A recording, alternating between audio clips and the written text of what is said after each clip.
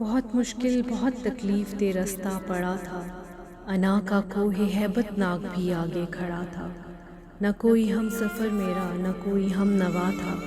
मैं इस अनजान रास्ते पर अकेला चल पड़ा था। बहुत सी उलझनें जो रास्ते की झाड़ियाँ बनकर मेरा दामन पकड़ती थीं। बहुत से खौफ थे जो अस्तहा बनकर मेरे आगे खड़े थे। बहुत से आग के दरिया, हज़ारों मौत के मंजर, बहुत से वसवसों के दश्ते इबरतनाक भी फैले हुए थे। अकायद थे, मसाइब थे जो बचपन से मेरे साथी थे। ऐसे सब मसाइल थे। हज़ारों सहर थे जो मेरे हर रास्ते में हाइल थे।